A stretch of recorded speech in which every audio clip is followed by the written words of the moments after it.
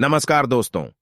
हर हर महादेव, ओम नमः शिवाय, श्री शिवाय नमस्तुभ्यं। दोस्तों, अगर आप हमारे चैनल पर नए हैं तो हमें सब्सक्राइब जरूर कर ले ताकि आने वाली वीडियो आपको जल्दी से मिल सके।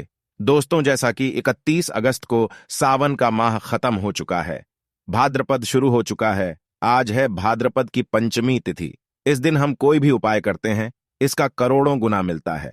दोस्तों, पंचमी के दिन हमें ये उपाय अवश्य करने चाहिए।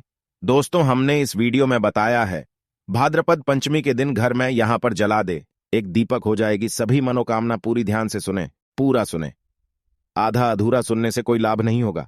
चलो चलते हैं, सुनते हैं। जगह पर चुपचाप एक दीपक जलाकर छोड़ दें, इससे मृत्युदंड, पितृदोष, महाकाल सर्पदोष, नजरदोष, शनिदोष, राहु दोष सब कुछ होगा खत्म। किस्मत पर लग जाएंगे चार चांद, माता लक्ष्मी दौड़ी दौड़ी चली आएंगी, कंगाल भी होंगे धनवान। दोस्तों, आज हम आपको बताएंगे दीपक जलाने के कितने ज्यादा फायदे आपको अपने जीवन में मिलते हैं और किस प्रकार आपको दीपक जलाना चाहिए, कौन सी दिशा में, जिससे आप बहुत ज्यादा तरक्की प्राप्त कर सके और अपने जीवन में सभी बाधाओं को खत्म कर सके। सबसे पहली बात तो आपको ध्यान में रखनी चाहिए कि अपने घर के मंदिर में रोजाना ही आपको दीपक जलाना चाहिए। कभी भी ऐसा नहीं होना चाहिए कि आपने दीपक ना जलाया हो, क्योंकि घर के मंदिर में रोजाना दीपक जलाना बहुत ही जरूरी होता है। इसी से आपके घर से सभी नेगेटिव एनर्जी है। अगर आप कोई भी दीपक नहीं जलाती हैं घर के मंदिर में या फिर अपने घर में शाम के समय, तो इससे आपके घर का वातावरण बहुत ज्यादा नेगेटिव तो होता ही है, आपके घर की परेशानी भी बहुत ही ज्यादा बढ़ने लगती है। घर का जो मुखिया होता है उसे बहुत ज्यादा ही मेहनत करनी पड़ती है। इसकी वजह से परेशानी, डिप्रेशन और टेंशन में घर का मुखिया पहुंच जाता है। शाम का समय हिंदू धर्म में बहुत ही ज्यादा महत्वपूर्ण माना जाता है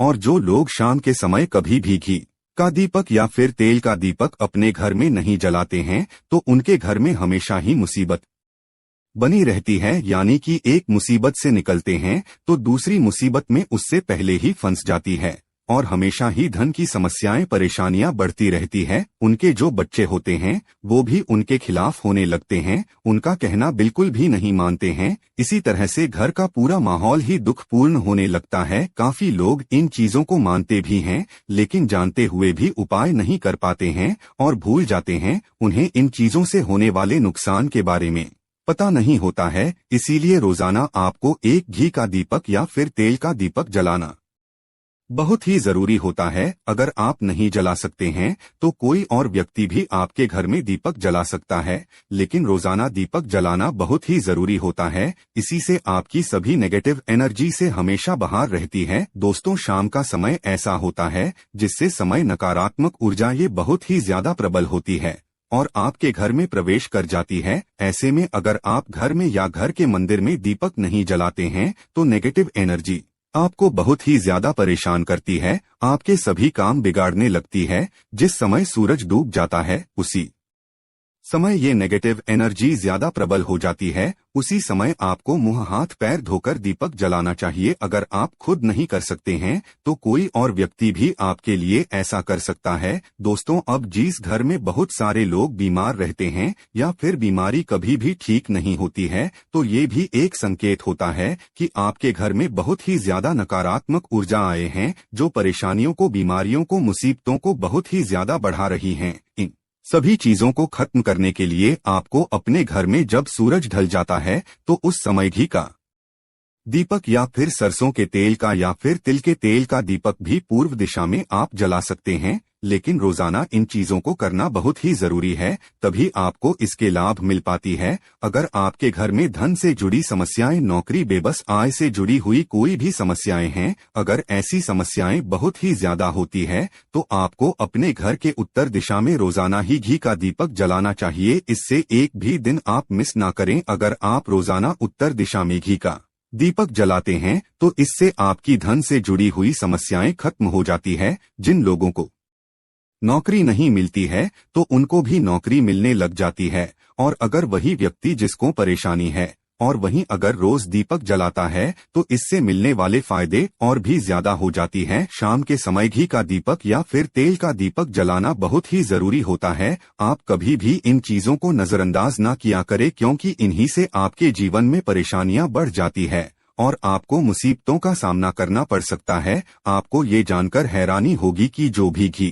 का दीपक आप जलाते हैं उससे जो निकलने वाली ऊर्जा ये होती है वो आपके घर में जब फैलती है तो इससे घर का माहौल एकदम से सुख में बनने लगता है, यानी कि पॉजिटिव होने लगता है। घर के सभी लोग शांति से रहने लगते हैं। इसी प्रकार से जो तेल का दीपक होता है ये भी जब जलता है तो इससे आपके आसपास जितनी भी नकारात्मक ऊर्जाएं हैं वो खत्म हो जाती है, क्योंकि इन दीपकों से निकलने वाली जो ऊर्जाएं होती है, धुआं होता है, वो नेगेटिव एनर्जी निकालता है और आपके आसपास की एनर्जी को पॉजिटिव बनाता है। तो ये बहुत ही जरूरी चीजें हैं। शाम के समय कभी भी आप इन चीजों को कभी मिस ना किया करें, तभी आप अपने जीवन में सफलता पा सकते हैं और आपकी जितनी भी मनोकामनाएं हैं वो भी पूरी होती है। दोस्तों, हम अपने घर के पूजा घर में पूजा पाठ करते हैं और मूर्ति आदि रखते हैं। दोस्त, मूर्ति का क्या महत्व होता है आज हम आपको इस वीडियो के माध्यम से बताने वाले हैं, जिससे घर के पूजा घर में एक साथ ये दो मूर्ति होती है, वहां पर बनता है राजयोग और दुनिया आपके कदमों में आ जाती है। कहने का तात्पर्य है कि आपको सर्व सुख प्राप्त हो जाता है, जिसकी आपने कल्पना की है, जिसकी आपने मनोकामना मांगी है। दोस्तों, घर के पूजा घर में हम पूजा करते हैं, पूजा पाठ करते हैं और पूजा पाठ के माध्यम से कुछ चीजें देखने और मनाने आदि का प्रयत्न करते हैं, ताकि हमें उस पूजा का फल प्राप्त हो जाए और हम उसी अनुरूप घर के अंदर मूर्ति आदि लगवाते हैं, ताकि हम उन देवी देवताओं का सुंदर मुख देख सके और उनका आशीर्वाद प्राप्त कर सके। लेकिन दोस्तों, अगर हम अपने घर के पूजा घर में इन मूर्तियों के साथ अन्य मूर्तियां भी रखते हैं तो निश्चित तौर पर हमारी किस्मत बदल जाती है और देखते ही देखते हमारे जीवन के अंदर की सारी कंगाली समाप्त होने लगती है। दोस्तों, बात करते हैं उन मूर्तियों के बारे में कि आखिर कौन सी दो मूर्तियां एक साथ में आपको रखनी चाहिए ताकि उसका सच्चा सर्वसुख आपको प्राप्त हो सके। और सबसे पहले अगर हम किसी मूर्ति की बात करें तो दोस्तों, अगर आप श्री कृष्ण के भक्त हैं और बाल गोपाल की मूर्ति रखते हैं तब आपको भगवान श्री कृष्ण के साथ माता रानी राधा जी की मूर्ति भी आपको जरूर रखनी चाहिए। दोस्तों, या भगवान कृष्ण की अगर आपके घर में तस्वीर है तो उसके साथ राधा जी की भी तस्वीर संयुक्त जोड़े के रूप में आपको लेकर आनी चाहिए। दोस्तों, यह प्रेम और एकता की एक ऐसी अनोखी मिसाल है कि जिस घर में इन दोनों की तस्वीरें होती है तो समझ लीजिए उस घर के अंदर किसी भी प्रकार का गृह क्लेश नहीं होता है। दोस्तों, पति पत्नी और परिवार जनों के बीच परस्पर प्रेम रहता है और घर में धन धान्य में अपने आप ही वृद्धि होती है। इसीलिए ये जरूरी माना गया है, अगर आप भी इन मूर्तियों को रखते हैं तो निश्चित तौर पर आपके जीवन में अपने आप ही फायदा प्राप्त हो जाएगा। दोस्तों, कई लोग अपने घर में माता लक्ष्मी की पूजा करते हैं तो सोचते हैं कि भगवान विष्णु की भी पूजा करें या ना करें, या फिर उनकी मूर्ति साथ में रखें या ना रखें। दोस्तों, हमेशा भगवान श्री विष्णु जी और माता लक्ष्मी की पूजा आपको एक साथ करनी चाहिए। दोस्तों, देवाधिदेव महादेव भगवान विष्णु और भगवान ब्रह्मा जी तीनों ही देवताओं को सर्वशक्तिमान देवता माना गया है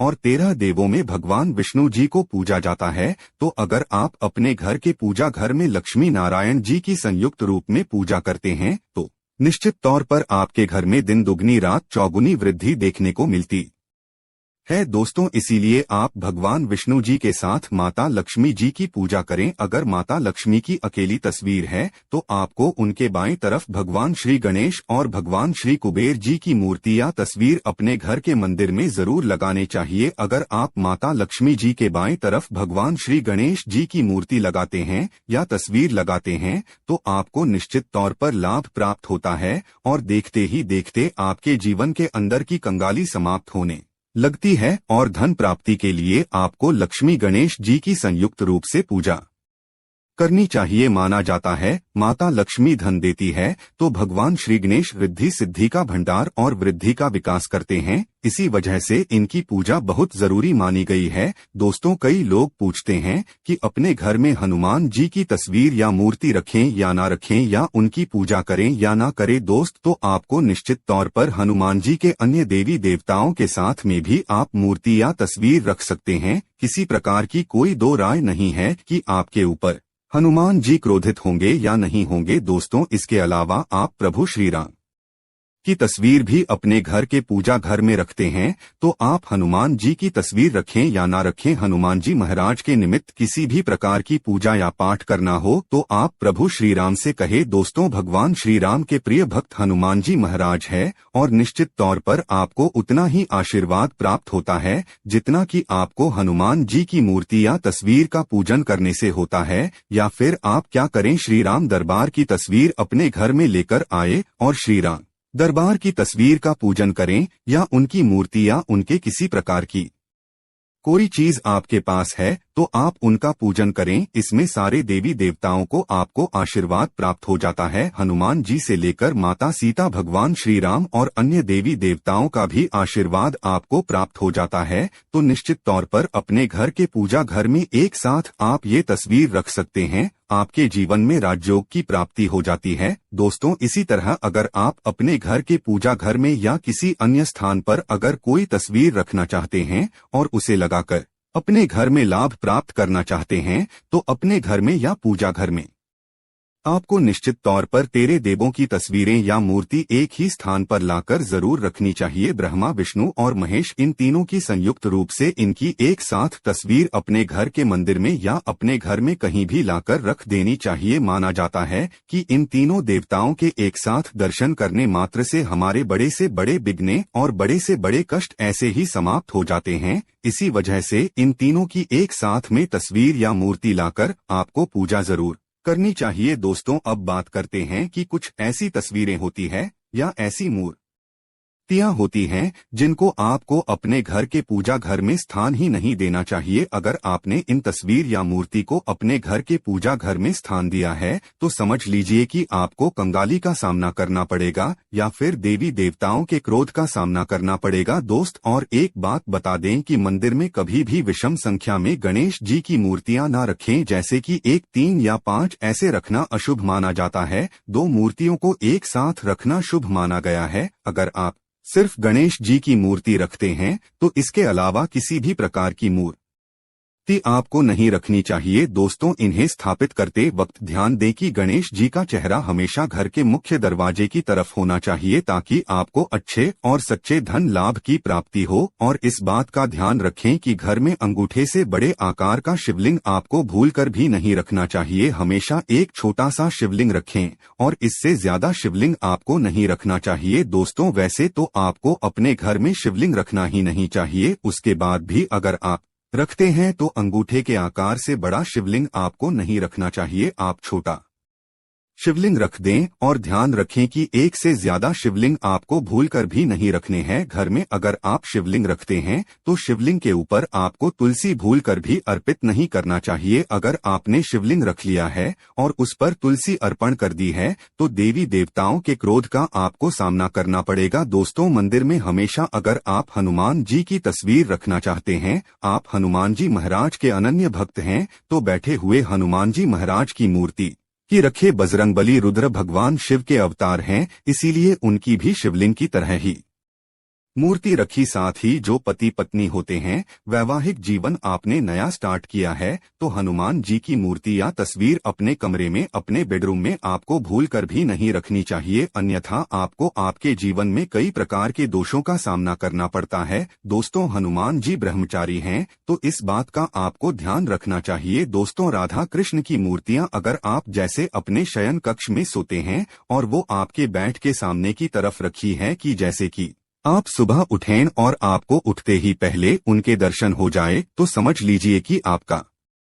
जीवन मालामाल होने वाला है। किसी भी प्रकार का कोई दुख धन की चिंता आपके जीवन में नहीं रहेंगी। दोस्तों, इसी तरह अगर माता दुर्गा की तस्वीर आप अपने घर में लेकर आना चाहते हैं और चाहते हैं कि माता दुर्गा की तस्वीर के माध्यम से आप अपने जीवन में समृद्धि देखें, तो दोस्तों भूलकर भी आपको माता दुर्गा की क्रोधित अवस्था की तस्वीर, जैसे कि महाकाली की तस्वीर या फिर महिषासुर का वध करते हुए या क्रोधित अवस्था में माँ लक्ष्मी की, माता दुर्गा की तस्वीर लाकर आपको उनकी पूजा नहीं करनी चाहिए। दोस्त, तो हमेशा शांत और सुंदर मुख वाली तस्वीर ही अपने घर के अंदर लाकर पूजा करनी चाहिए। बहुत ही शुभ और मंगलकारी माना जाता है। दोस्तों, इस बात का ध्यान रखें कि अगर आप अपने घर में मूर्तियां रखते हैं तो आपको इनको भूलकर भी टूटे हुए चावल नहीं चढ़ाने चाहिए। बेहतर होगा कि आप हल्दी में चावल को पीला करके ही वो चावल चढ़ाएं, लेकिन टूटे हुए चावल आपको भूलकर भी माता लक्ष्मी को या अपने घर में देवी देवता को नहीं चढ़ाने चाहिए। दोस्तों, इसी तरह इस बात का भी ध्यान रखें कि